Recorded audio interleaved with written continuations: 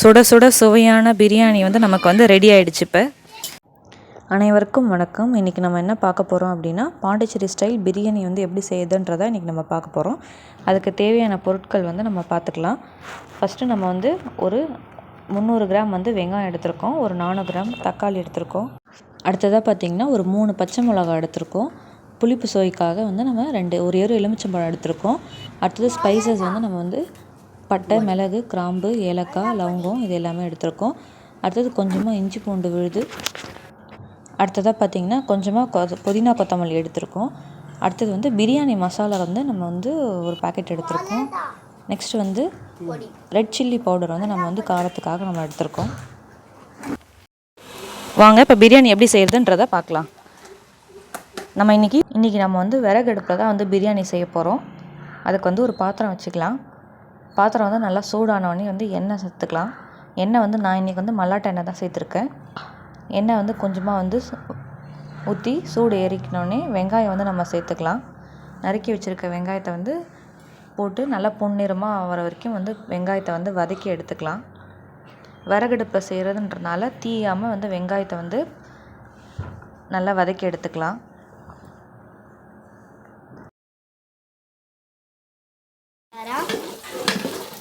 நம்மளோட செஃப் வந்து இன்றைக்கி பிரியாணி செய்கிறாரு. வாங்க நம்ம செஃப்கிட்ட கேட்போம். செஃப் சொல்லுங்கள் செஃப், உங்களுக்கு பிரியாணி கிண்டுற அனுபவம் எத்தனாவது வாட்டி இது? 3வது வாட்டிங்களா? பிரியாணி என்ன ஸ்டைல் பிரியாணி இது? பாண்டிச்சேரி ஸ்டைலுங்களா? பிரியாணி டேஸ்ட்டாக வருங்களா?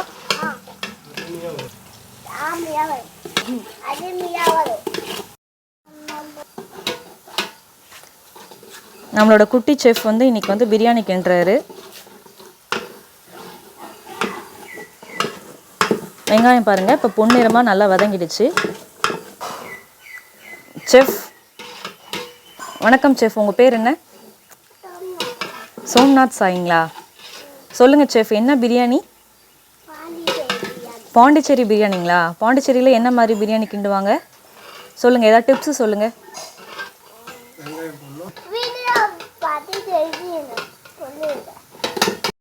செஃப் சொல்லுங்கள் செஃப், உங்களுக்கு வந்து என்ன டைப் ஆஃப் பிரியாணி வந்து பிடிக்கும்? பாண்டிச்சேரி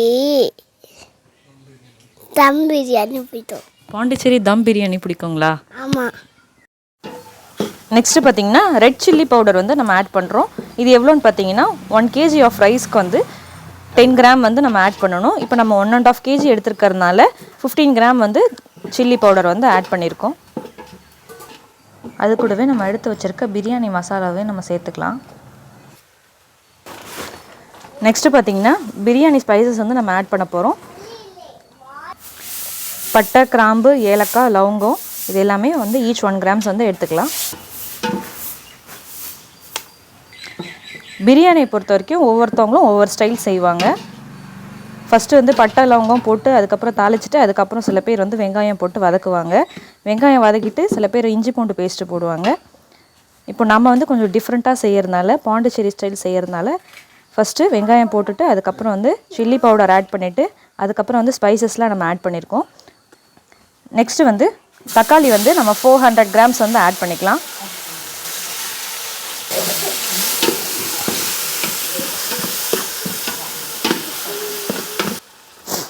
இப்போ பாருங்கள் தக்காளி நல்லா வந்து வதங்கிடுச்சு. நல்லா தக்காளியை வந்து ஸ்மாஷ் பண்ணி விட்டு லைட்டாக வதக்கினா போதும். எவ்வளோ கலர்ஃபுல்லாக இருக்குது பாருங்கள் பார்க்கவே. அடுத்ததாக வந்து 3 பச்சை மிளகா, கொஞ்சமாக இஞ்சி பூண்டு பேஸ்ட் வந்து தேவைக்கேற்ப போட்டுக்கலாம் நம்ம.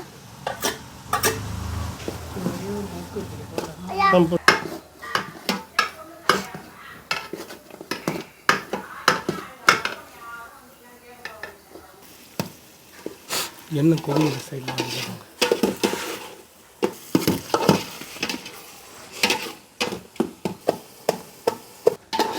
அடுத்ததாக பார்த்தீங்கன்னா புதினா வந்து நம்ம ஒரு கைப்பிடி அளவுக்கு போட்டுக்கலாம். அது கூடவே கொத்தமல்லி வந்து கடைசியாக வந்து போட்டுக்கலாம்.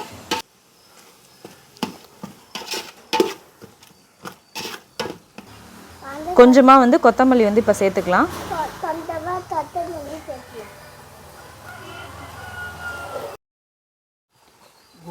இப்போ வந்து உப்பு வந்து நம்ம தேவைக்கேற்ப வந்து போட்டுக்கலாம். போட்டுரு 100 ml தயிர் ஊற்றுங்க.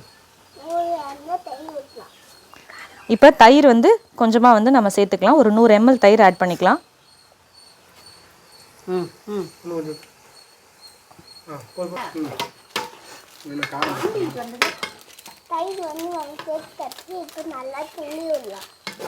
கரண்டு சுடுது. இந்த அக்கா இதை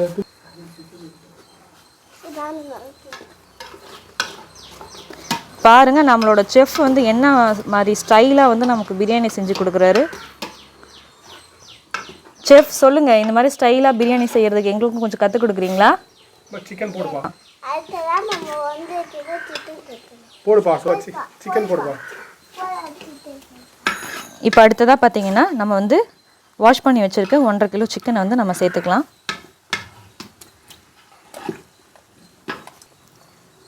சிக்கன் வாஷ் பண்ணக்குள்ளே அதை வந்து லைட்டாக வந்து நைஃப் வச்சு கொஞ்சமாக வந்து ஸ்பைசஸ் வந்து உள்ளே இறங்குறதுக்காக கத்தி வச்சு கொஞ்சமாக வந்து நம்ம கீறி விட்டுக்கலாம் சிக்கனை. லெக் பீஸ்லாம் இருந்ததுன்னா இந்த மெத்தடை நீங்கள் ட்ரை பண்ணி பாருங்கள்.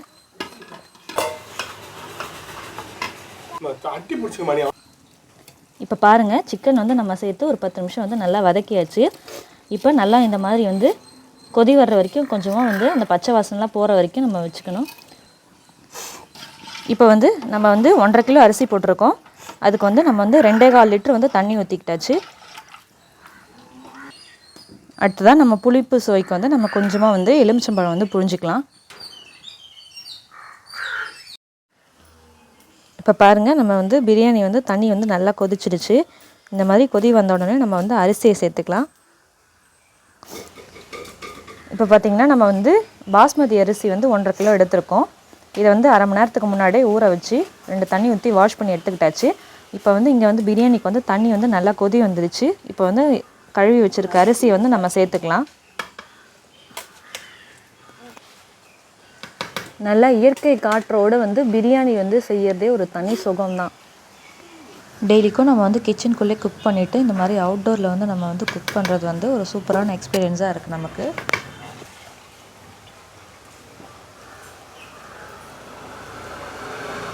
பார்க்கவே எவ்வளோ கலர்ஃபுல்லாக இருக்குது பாருங்கள்.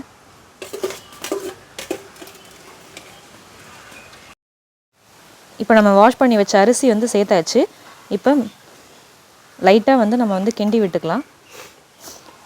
அரிசி போட்டதுக்கப்புறம் ரொம்ப கிண்டக்கூடாது, நம்ம லைட்டாக மேலோட்டமாக நம்ம கிண்டிக்கலாம்.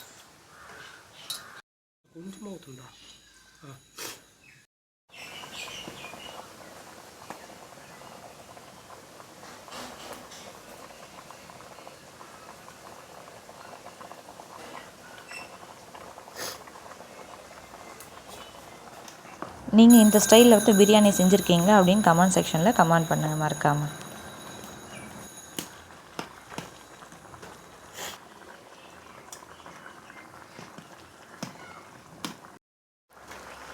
இப்போ பார்த்திங்கன்னா நம்ம பிரியாணி வந்து ஆல்மோஸ்ட் வந்து ரெடி ஆகிடுச்சு. ஒரு 60% வந்து நம்ம குக் ஆனோடனே தம் போட்டுக்கலாம். நம்ம இப்போ அதுக்கு நம்ம வாழை இலையை வந்து நம்ம எடுத்துருக்கோம் தம் போடுறதுக்கு. வாழை இலையை இந்த மாதிரி வந்து நீங்கள் மூடி வச்சுட்டு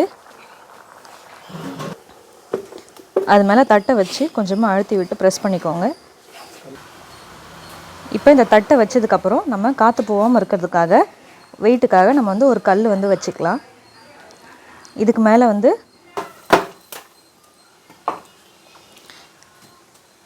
இப்போ வந்து தம்முக்கு வந்து நம்ம வந்து நெருப்பு போட்டுக்கலாம்.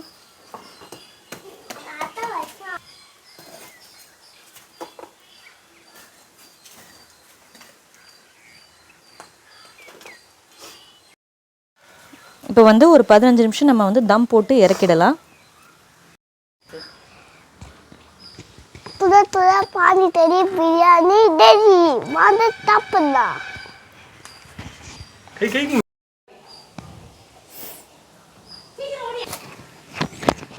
சுட சுட சுவையான பிரியாணி வந்து நமக்கு வந்து ரெடி ஆகிடுச்சு. இப்போ ரைஸ் வந்து நல்லா வந்து குழன்னு இல்லாமல் எப்படி உதிரியாக இருக்குது பாருங்கள். இந்த வீடியோ உங்களுக்கு பிடிச்சிருந்தா லைக் பண்ணுங்கள், ஷேர் பண்ணுங்கள், மறக்காமல் எங்கள் சேனலை சப்ஸ்கிரைப் பண்ணுங்கள். Thank you friends.